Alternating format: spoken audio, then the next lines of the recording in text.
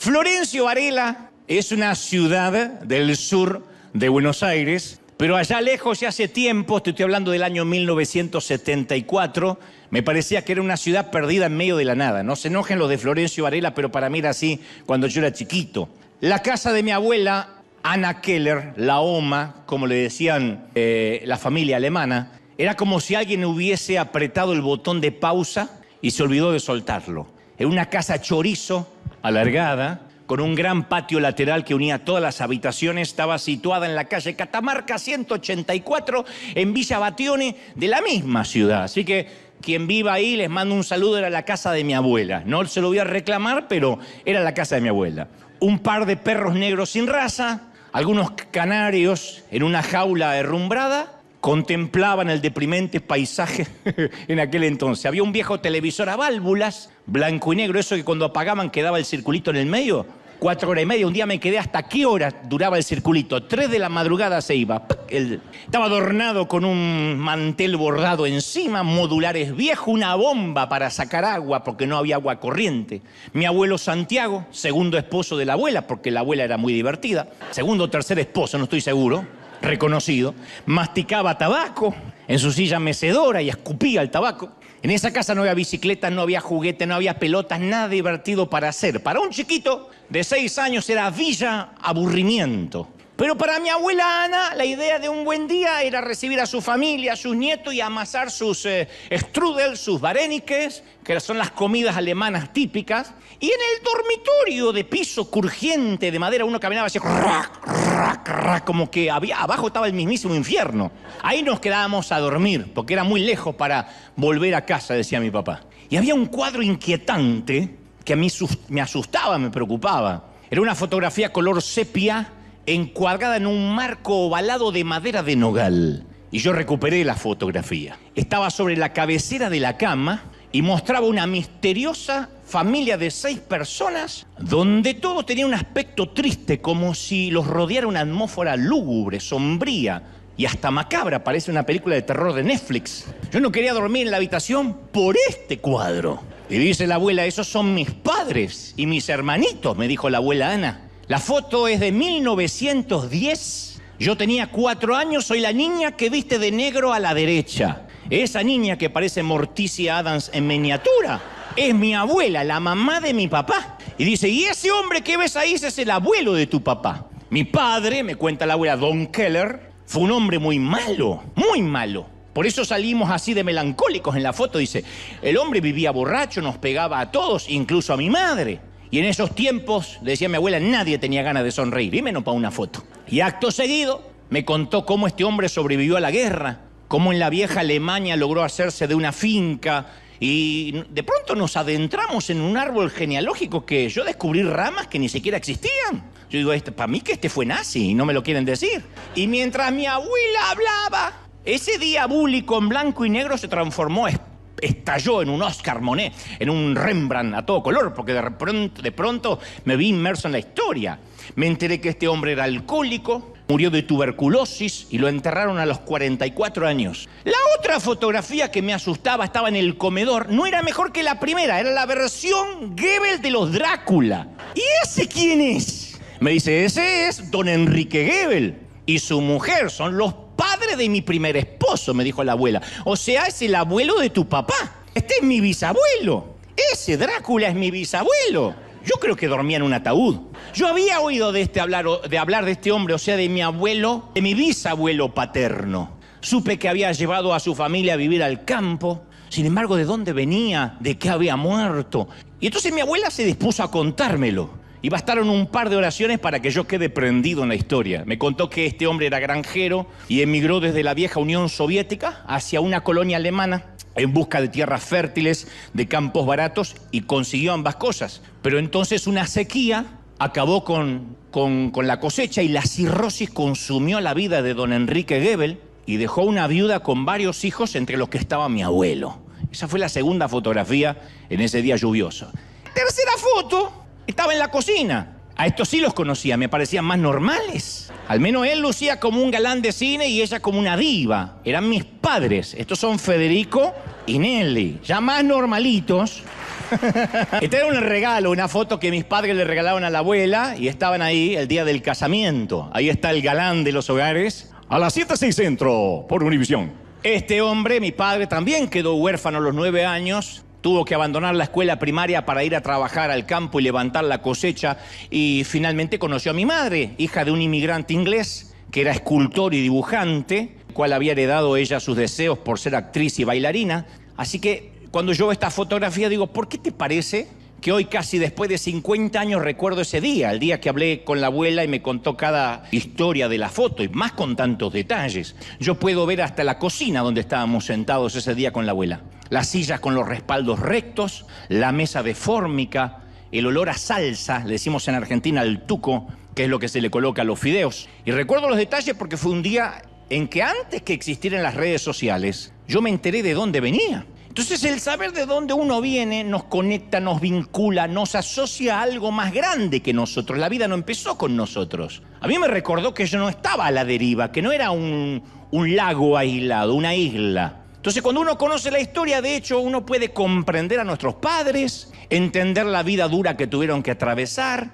Por eso algunos de nuestros padres ni siquiera pudieron mostrar afecto. Si yo hiciera una encuesta hoy les diría, ¿cuántos tuvieron padres muy cariñosos? Quizás muchos dirían, especialmente los de mi generación, no, papá me decía cuando yo hacía las cosas mal, las buenas no me las destacaba. Otros dirían, no me acuerdo que mi papá me haya llevado a ningún lado. Y como digo siempre, mi papá ni a vacunar me llevó, a ninguna parte. Entonces, si uno no logra entender el punto de partida, es como que la vida después nos parece caótica, con capítulos aislados, desconectados, ¿no? Sin precuelas, sin secuelas, solo malezas que parecen arrastradas por el viento sin sentido, nacimientos, muertes. Absolutamente una vida librada al azar, y eso es abúlico, es aburrido.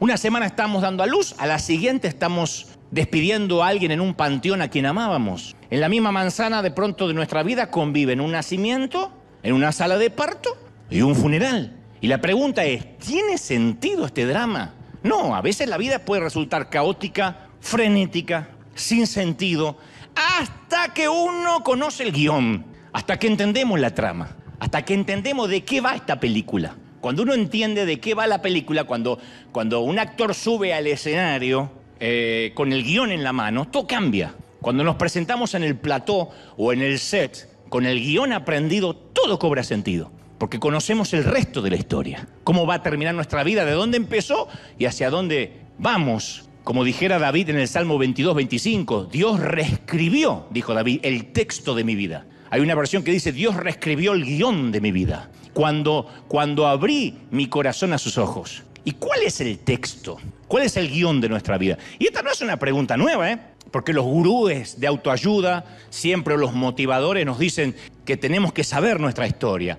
Pero no obstante, nos dan la dirección equivocada. Porque nos dicen, empodérate, busca dentro tuyo está el destino. Pero cuando uno se descubre a sí mismo no es suficiente. Yo no sé si se puede apreciar una sinfonía conociendo solo un compás, o saber de qué trata un libro conociendo solo un capítulo, lo que es peor leyendo el prefacio. Eso no explica toda la película de la vida. Somos mucho más que unos pocos días entre el útero y la tumba. Entonces nuestra vida está integrada a Dios, como dijo David. Como dice una traducción de Efesios 1, en Cristo encontramos quiénes somos y para qué vivimos, ¿sí o no? ¿Quiénes somos y para qué vivimos? Entonces, mucho antes de conocerlo, dice el apóstol, Él se había fijado en nosotros y tenía planes gloriosos para nuestra vida. Alguien tiene que estar convencido de que es así, ¿o no? Ahora, estamos integrados a una gran saga dirigida por Dios, a una serie, a una temporada que se llama Vida dirigida por Dios. Y a mí me fascina saber que mi vida tiene un guión. Mucho antes de que emitiera mi primer llanto, me fascina saber de que Dios había preparado mi habitación. ¿Vieron esos padres modernos que dicen, ya pintamos la habitación de celeste porque la ecografía dio que es un varón? Bueno, a mí no me pintaron ninguna habitación. Como te conté, pregunté, mamá, ¿ustedes me quisieron tener? No, fuiste un susto, un descuido. Nunca pregunté si el descuido fue del viejo o de la vieja. Pero siempre cuento lo mismo. Descuido se decía cuando a alguien se le escapaba un gas en algún lado. Uy, me descuidé. Así que por carácter transitivo yo me sentía un gas. ¿Cómo se llama? Dante flatulencia Goebel. Yo me sentía así. Por eso me tranquiliza tener un guión, un propósito. Porque el propósito tiene un final. Entonces yo no sé la fecha de mi vuelo final, pero sé que también mi vuelo final y el tuyo está guionado. ¿Qué es la promesa de David?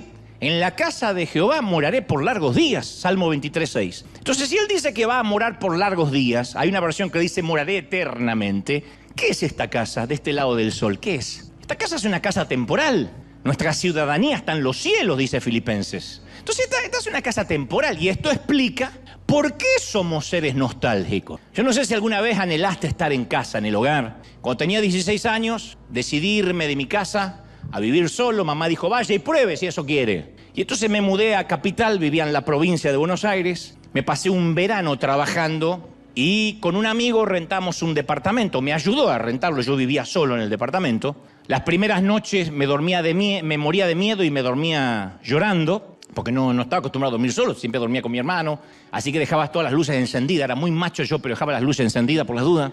Pero me alegraba que ya era un hombre libre, que podía hacer lo que quisiera, comer a la hora que quisiera, acostarme a la hora que se me antojara. Y me alimenté todo el verano a base de comida chatarra. Me asocié como cliente vitalicio de McDonald's. Ronald McDonald, el payaso, era mi hermano del alma. Comía eso nada más, que era para lo único que me alcanzaba. Era ideal para un muchacho de 16 años, que recién había cumplido 16. Pasan unos 3 meses y yo echaba de tanto de menos mi casa que cada noche yo me dormía sollozando. Y me daba vergüenza decir que echaba de menos mi casa. Y en una de esas tardes yo no podía conciliar el sueño, salgo al balcón para tomar algo de aire y frente a mi departamento había una ventana abierta donde se veía una familia. Yo sabía que era una familia porque había una madre, un padre, un niño, una niña y hasta una abuela. Cualquier pintor los habría puesto en un lienzo, estaba perfecto. La mamá estaba sirviendo comida, el padre estaba contando alguna historia, los chicos estaban riendo. Yo tuve que hacer un esfuerzo para no cruzar y pedirles un lugar en la mesa. Y si me dejan un ratito, porque me sentía lejos de casa. Y lo que sentí esa noche, quizás lo sentiste desde que tu cónyuge murió, o desde que tu hijo fue sepultado, o supiste que tenías un tumor en un seno, o una mancha en el pulmón, o leucemia, o metástasis. Quizás otros se sintieron lejos de casa porque su hogar se dividió y ya no es lo mismo que cuando niño. Entonces los imprevistos, los infortunios de la vida tienen una manera de recordarnos que aquí no es la casa. Esta tierra no es el hogar. Por eso no estamos familiarizados con el lenguaje de la enfermedad y la muerte. No estamos familiarizados, aunque es normal, cuando nos toca a nosotros decimos, ¿y por qué yo? Porque no estamos familiarizados. ¿Y sabes qué? Está bien no estar familiarizado con la muerte o con la enfermedad. Porque la nostalgia por el verdadero hogar es una de las pocas cargas que a Dios no le importa que llevemos. Porque al fin y al cabo nos vamos preparando para irnos a la otra casa. Entonces Él nos permite esa nostalgia de decir, ¿cuándo se va a acabar la enfermedad? ¿Cuándo la injusticia que estoy viviendo? Yo leía la historia de un lorito llamado Putzi. Es una historia real, salió en el Times hace un tiempo. Escapó de su amo el loro y quedó bajo el cuidado de una sociedad protectora de animales y lo reclamó una tal Susan o Susana. Y dijo, bueno, si no tiene dueño me lo llevo. Y se hicieron con el loro amigos inseparables. Se ve que la Susan también le daba la lengua y los dos íntimos. Y un día el pequeño pájaro hizo algo increíble. Mientras que la Susan se estaba bañando, voló sobre la señora, se le paró en el hombro y en la oreja le susurró 150 de la calle Oneida, Sur, Green Bay. La imitación del loro va por la misma ofrenda. Le digo, no sé cómo hablan los loros, supongo que hablan así. Y yo nunca tuve un loro, pero le dio la dirección. La señora estaba pasmada. Buscó y comprobó que la dirección existía. Fue a la casa y encontró un hombre de 79 años y le dijo, ¿usted tenía un loro? Sí, lo tenía, pero lo extraño terriblemente, dijo el hombre. Y cuando vio a su pupsi, se emocionó y se lo devolvió, obviamente. Creo que la señora iba a visitar el loro una vez por semana para seguir platicando, pero le devolvió el loro. Ahora, la historia no es tan extraña como parece, porque nosotros también tenemos una dirección eterna, fijada y memorizada en nuestra mente. La Biblia dice que Dios puso eternidad en el corazón del hombre. Cuando terminó de crearlo, le regaló eternidad. ¿Y qué es eso? Bueno, eso es que en lo profundo del corazón, ateos, judíos, cristianos, musulmanes, maometanos, hinchas del Barça, todo el mundo sabe que de este lado del sol no estamos en la casa. Por eso yo digo siempre, nadie muere ateo, nadie. Si alguien dice, yo nunca le puedo hablar de Dios a nadie, vayan a un hospital, especialmente al pabellón de los moribundos, y van a ver y decirme realmente si alguien se opone a una oración antes de partir. Nadie, ni el más ateo. Nadie muere ateo bajo fuego, dice una frase por ahí. Nadie, no hay soldados ateos en las trincheras. Nadie. Por la duda, si hay un Dios, se encomiendan a Dios. Otros agarran una medallita, otros se persignan, otro dice, Señor, ayúdalo a aquel y ayúdalo a aquel, que no caigamos allá, lo que sea. Pero todo el mundo cree en algo. El avión se empieza a mover y todo el mundo dice, ¡ay, Dios mío! Nadie dice, suegra mía. Todo dice, Dios mío. ¿Por qué? Porque Dios le regaló eternidad al corazón del hombre.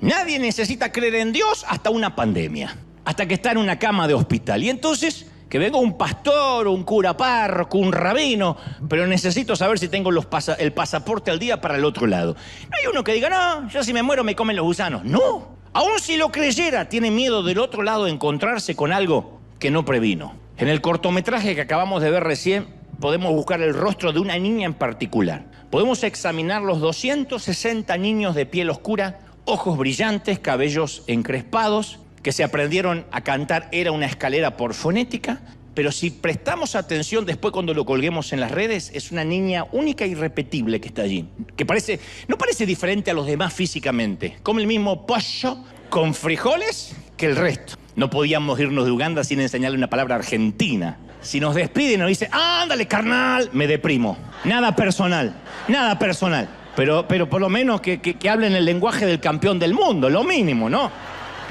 Hasta el próximo mundial.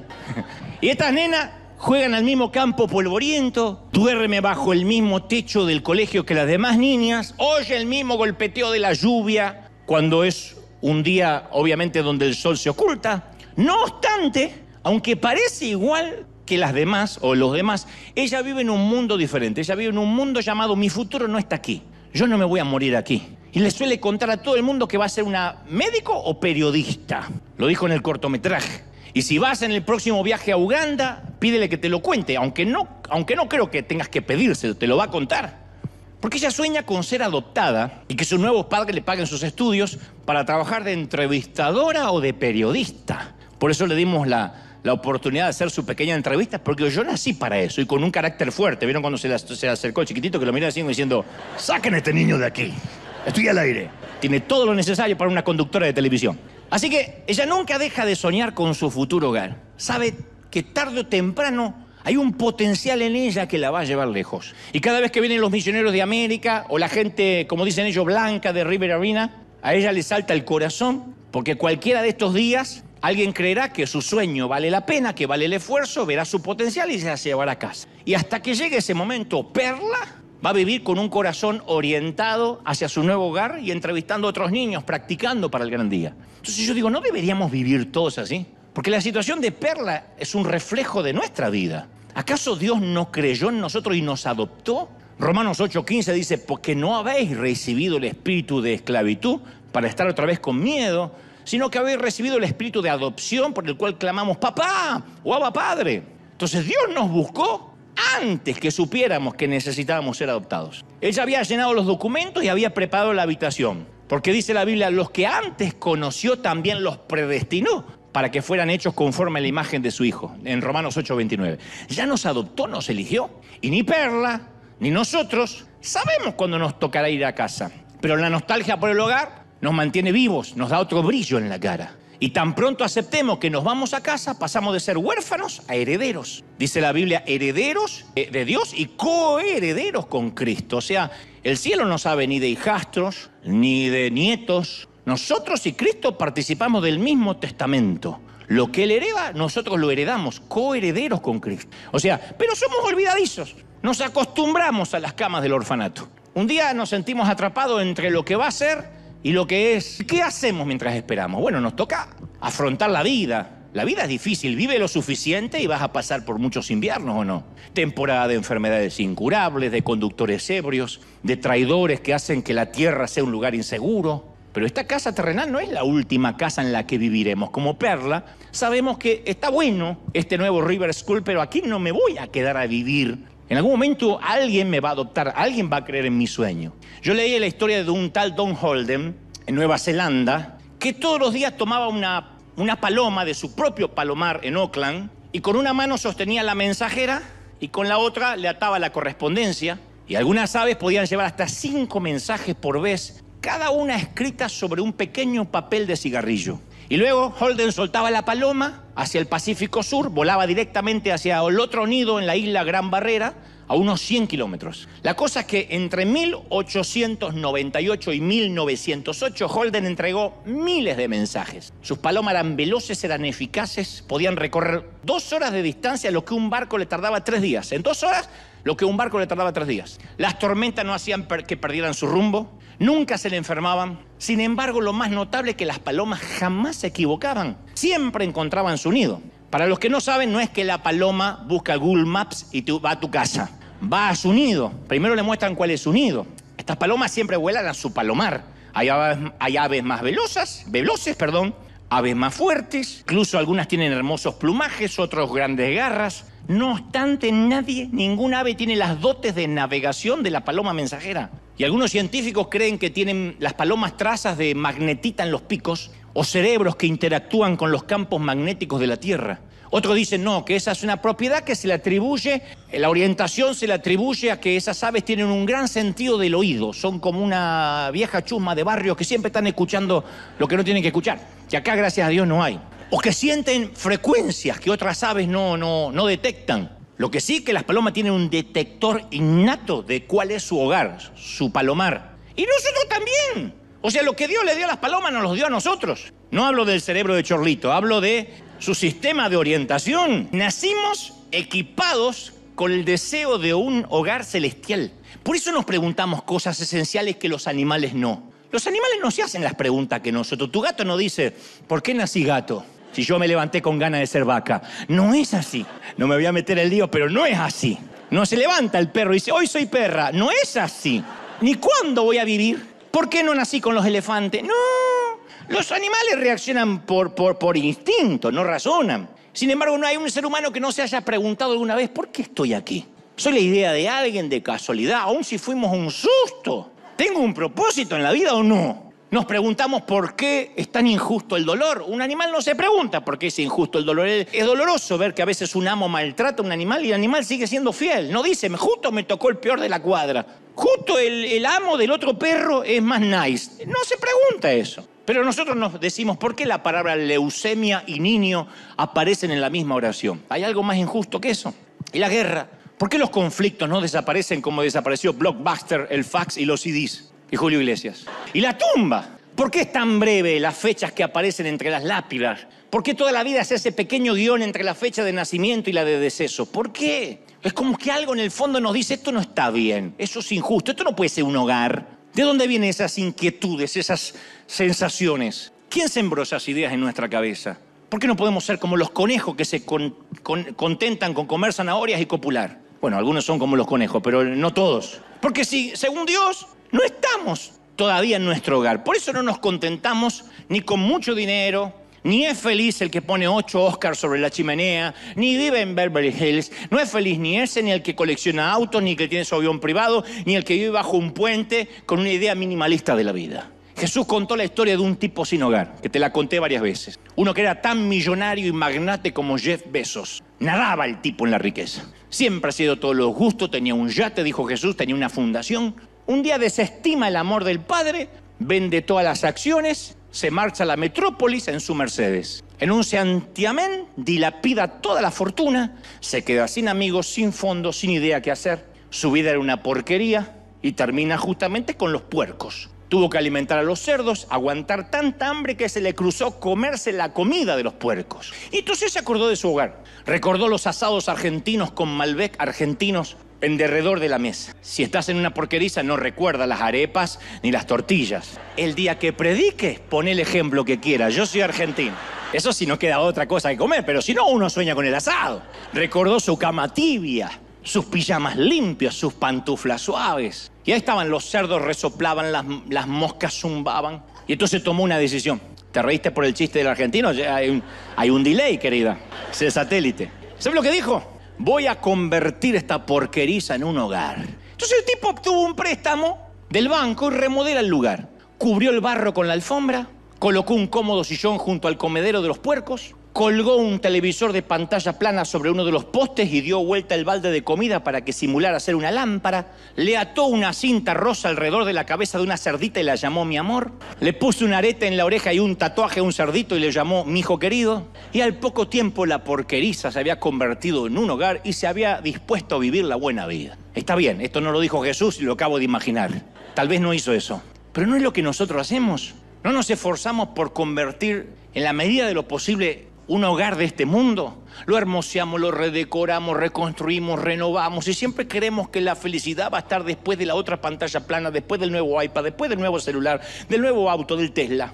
Y con el tiempo, el lugar, claro, no queda igual. Incluso hasta nos sentimos en casa de este lado del sol. Pero aún con todo eso siempre vuelven las moscas, siempre. La gente se nos muere, nos sacuden los terremotos, los políticos nos vuelven a timar, las familias colapsan, los chiquitos se mueren de hambre y el olor del mundo otra vez empieza a apestar, a pesar de la alfombra. Entonces, ¿qué alternativa tenemos? Bueno, podemos pretender que esta vida es la que Dios nos dio para nosotros eternamente, o podemos entrar en razón. Podemos seguir el ejemplo del hijo pródigo que dijo, mejor me vuelvo a mi padre, Lucas 15, 18.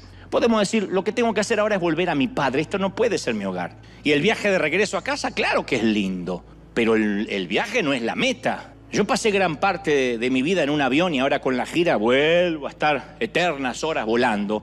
Y yo veo que la mayoría de la gente que vuela es feliz, especialmente los que vuelan poco. Viajan por negocio, por vacaciones, para conocer nuevos sitios. No obstante, supongamos que el capitán anunciara, damas y caballeros, este vuelo es el destino final. Debo comunicarle que nunca aterrizaremos. Este avión a partir de ahora es su hogar. Póngase cómodo y disfrute los 40, 50 años de vuelo. Disfruten del viaje eterno. Se amotinarían los pasajeros. Tomaríamos la cabina y buscaríamos el aterrizaje. No nos contentaríamos con la idea de vivir eternamente en un avión, porque el viaje no es el destino, la embarcación no es la meta. Entonces nuestro corazón nos dice que hay más, además de esta vida.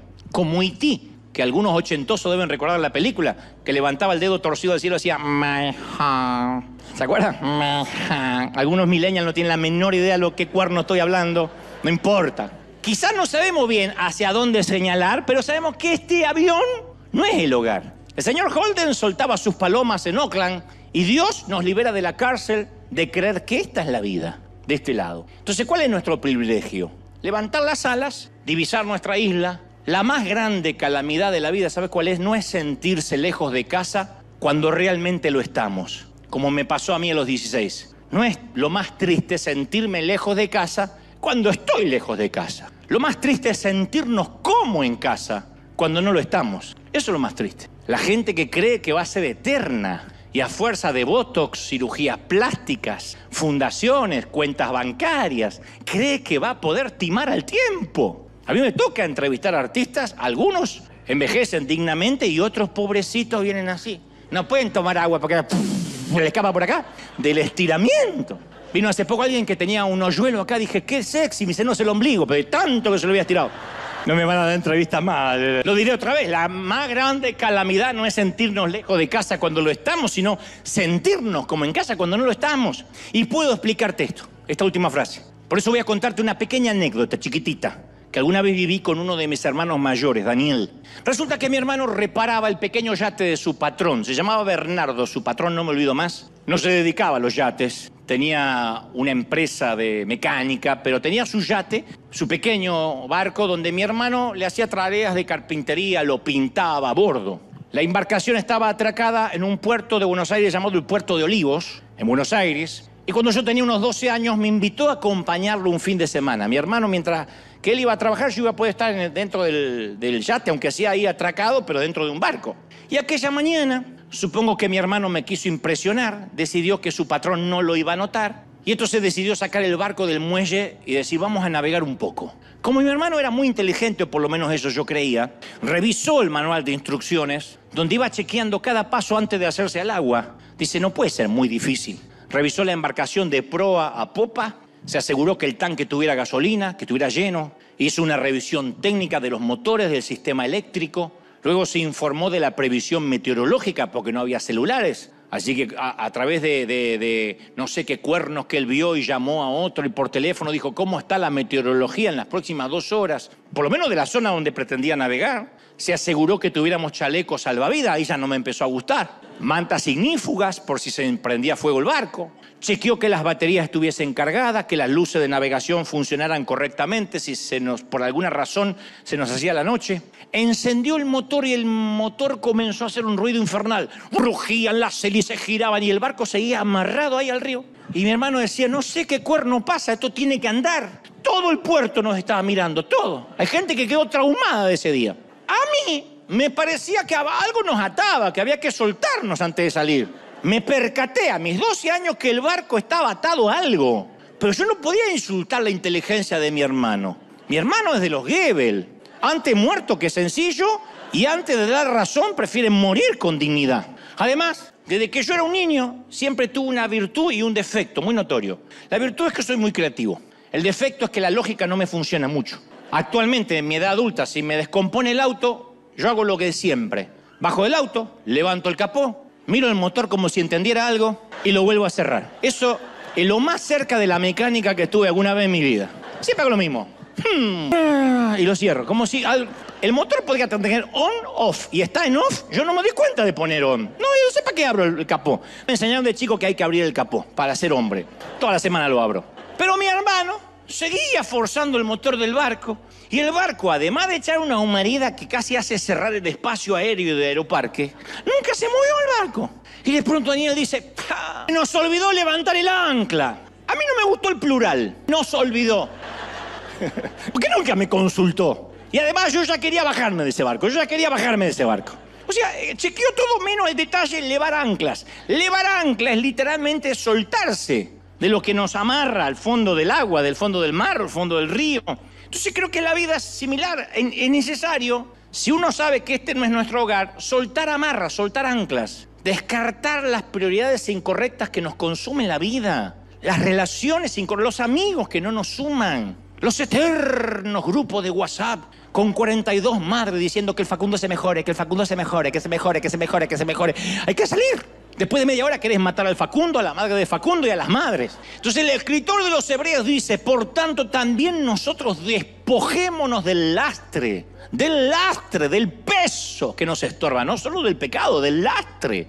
¿Cómo empieza la libertad? Con ponerle nombre a ese ancla. Porque esto es lo que son las anclas las que nos hace creer que de este lado del sol es nuestra vida final. Son los elefantes blancos que un día empezamos a mantener y no sabemos cómo ese elefante creció tanto. Eso es lo que nos mantiene la vida con los motores rugiendo y sin propósito, jamás saliendo del muelle. Hay gente que nunca sale del muelle. Gente que tiene que trabajar para pagar una casa que ni disfruta. La cantidad de gente millonaria que tiene una casa con cuidadores, jardineros, gente que le cuida la piscina. Yo he estado en casas así, donde uno ya y por atrás pasa una nutria. Bueno, no sé cómo hace la nutria, pero... Y un elefante. Y atrás una cebra. Y yo dice, no, es que me gustan los animales. Ni los cuida él, ni los mira. Tiene que tener un tipo que le cuide la nutria y la cebra. Y uno dice, ¿cómo puede ser unas casas que parecen de narco, con 2 estatuas de 2 David orinando y en el medio un ángel? ¿Para qué? Y de repente tienen que trabajar el doble para mantener un estilo de vida por si alguna vez le sacan una fotografía. Gente que tiene autos para que los demás vean que tiene un auto de esa marca. Anclas. Y otras anclas son invisibles. Y pese a que nos limitan, en los secretos nos da cierto gusto que nos alivien del riesgo de tener que navegar. Otros prefieren quejarse de las anclas en lugar de elevarlas. Me ha tocado conocer gente que se vive quejando porque disfruta no resolver la situación. Ustedes dirán, ¿quién? Hay gente que disfruta la condición de víctima de estar anclado a algo. A un matrimonio disfuncional, a una adicción. Y si sabes que te hace mal, y sigue en lo mismo. Lo operan a corazón abierto, le hacen 3 bypass, 2 angioplastias, y le dice, ahora camine, señor, porque se le van a tapar las arterias de nuevo. No, está anclado a una vida sedentaria. Prefieren morir antes de cambiar. Son personas que si alguien se le acerca y le dice, suelta el ancla, ellas mismas se vuelven a anclar, porque les encanta ser víctima. Mi hermano Daniel y yo finalmente salimos del muelle de Olivos y navegamos un par de horas. Y me fascinó esa primera aventura con un capitán improvisado y torpe que se olvidó de quitar el ancla y un marinero asustado. Pero ahí íbamos. A veces sentimos que los mejores años de nuestra vida pasaron. Pero yo creo que son patrañas, porque todavía nos queda la eternidad por delante, ¿sí o no? Entonces nuestros mejores momentos están por venir. Por eso el Señor dijo tantas veces, pongan la mira en las cosas de arriba, En otra traducción dice, piensa en las cosas del cielo.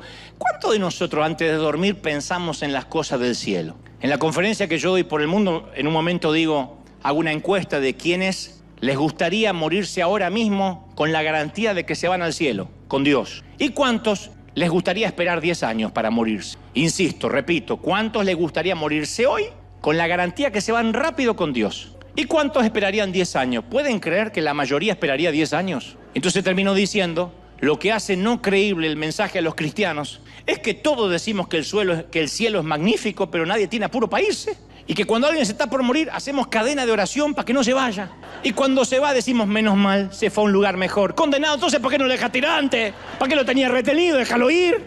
Ahora, para que se muera, desconectalo. Pero el cielo es inquietante, entonces no pensamos mucho. No quiero pensar. Pero la Biblia dice, y el Señor, tenemos que ansiar el cielo. De la misma forma que los marineros ansían la costa, los pilotos la pista de aterrizaje y los misiles buscan la fuente de calor. Tenemos que dirigirnos a nuestro hogar como las palomas a su palomar, como el hijo perdido que dijo, me regreso al Padre. Tenemos que obsesionarnos con el cielo, que no es tener ganas de morirse y no hacer nada en esta vida. Es decir, bueno, si me toca estoy listo. Y por el amor de Dios no nos conformemos con las porquerizas de la tierra. Y mucho menos tratemos de navegar sin levar anclas. ¿Anclados a qué? Si limitamos nuestra historia a los días entre el nacimiento y la muerte, y bueno, yo te pronostico una vida triste. Fuimos hechos para algo más en esta vida. Los pocos que conocí que pensaron que la vida son, ¿qué? 70, 80 años. Son personas tristes, personas que pensaron que en la vida lo iban a lograr todo y después ni los premios, ni los reconocimientos, ni la fama, ni la popularidad, ni el dinero, ni el amor, ni el sexo. Nada de este lado del sol, lo cual Salomón dijo, todo es vanidad, les dio un propósito en la vida. ¿Por qué? Porque el Señor, como si fuese un pequeño truco, al terminar de crear al ser humano, hace, ¡ey! Todavía falta algo más. Y un ángel que está mirando dice, ¿qué? Porque tiene todo, tiene cabello, tiene porte de argentino, Adán es extraordinario. Él dice, no, falta algo. Y no sé qué amasa, qué hace, pero dice, ahí está. ¿Qué le pusiste? Eternidad. Necesitas saber que es eterno. A diferencia de los animales, de los gatos, de los perros, de las vacas, necesitas saber de que todos somos eternos. Por eso es una falacia decir, recibe a Cristo y obtendrás la vida eterna. Porque la vida eterna la tienen todos. Tengamos al Señor o no, todos los que alguna vez cargamos un bebé en los brazos, es lo único eterno que tuvimos cargando. El auto, la casa, la ropa, todo según la ley de entropía va al vertedero. Pero solo una cosa es eterna, un bebé, un niño, un adulto, un anciano, porque eternamente o en el cielo o en el infierno va a vivir. Según la decisión que tome, será su domicilio, pero es eterno. Hace 500 años atrás los marineros tenían temor al horizonte, por eso pensaban que si navegaban demasiado mar adentro se iban a caer al precipicio. ¿Se acuerda? Porque se creía que la tierra era plana y se caían al otro lado, donde estaban los dragones o quién sabe en qué. Entonces el sentido de los antiguos les advertía acerca de lo desconocido. Y esta es la advertencia que aparece hasta el día de hoy en el monumento del estrecho de Gibraltar. En la parte más angosta del estrecho, los españoles lo labraron en una enorme piedra las palabras en latín ne plus ultra, que en otras palabras es no se puede ir más allá. Ese era el punto en que todos los marineros llegaban. Vino un día Colón y realizó su viaje en 1942. Y entonces el descubrimiento del Nuevo Mundo lo cambió todo. Y España, 1492, perdón, si no, descubrió América un poquito antes que naciera mi abuela, 1492, perdón, en 1492. Y de pronto, cuando él descubre ese nuevo mundo, España lo reconoce y lo reconoce en sus monedas, que ahora llevan las monedas plus ultra, que significa más allá. Existe el más allá. Entonces, ¿por qué no honramos ese más allá? ¿Por qué no decimos, sí, es verdad, hay un cielo? ¿Por qué no quitamos con un cincel el no hay un más allá? Mel Blanc, el creador de las voces de los Looney Tunes, el que hacía la voz de Porky decía, ¿está todo, amigos? ¿Está todo, amigos? Cuando se terminaba. Cuando falleció pidió que colocaran eso en su lápida. Y eso es lo que dice la lápida de Mel Blanc. Esto es todo, amigos. Porque él decía que no había nada más allá del sol. Menuda sorpresa se llevó la voz de Porky. Entonces Dios puso el deseo de un hogar en nuestro corazón. Y hay que navegar hasta que lo alcancemos. Cada día soltar anclas e ir a ese hogar. Y cuando lleguemos a casa hay que hacerlo viajando liviano. No más culpa, porque la culpa quedó en el Calvario. No más temor a la muerte, porque esa se terminó en el sepulcro. Solo se nos va a permitir llevar un bolso. El único equipaje que Dios nos permitirá llevar hasta el último momento será el anhelo, la nostalgia por el hogar. Y cuando nosotros lo veamos a Él, vamos a soltar ese último bolso. Como un soldado que ve a su esposa, a sus hijos después de la guerra y suelta su morral y sale corriendo a abrazar a los suyos. Aquellos que amamos cantarán de alegría, aquellos que conocemos aplaudirán. Estarán los niños de Uganda agradeciéndonos por haber pensado en ellos a pesar de la distancia geográfica. Pero todo el ruido va a cesar cuando Dios te tome del mentón y te diga: bienvenido a casa, pibe. Bienvenido a casa, chavo. Bienvenida a casa, princesa. Y con la mano cicatrizada va a secar la lágrima en nuestros ojos. ¿Sí o no? Porque la más grande calamidad no es sentirte fuera de casa cuando lo estás, sino sentirte en casa cuando esta no es tu casa. Así que si las cosas se ponen feas de este lado del sol, si la vida se te hace cuesta arriba, y se te va a hacer en momentos cuesta arriba, yo te doy mi palabra de honor, que tarde o temprano Dios te dirá: misión cumplida, soldado. Es hora de volver a casa. Es hora de que pases la eternidad conmigo. Dale un aplauso grande al Señor de señores. Ese aplauso que se escuche, gente. Si crees que Dios habló, que ese aplauso retumbe hasta Uganda.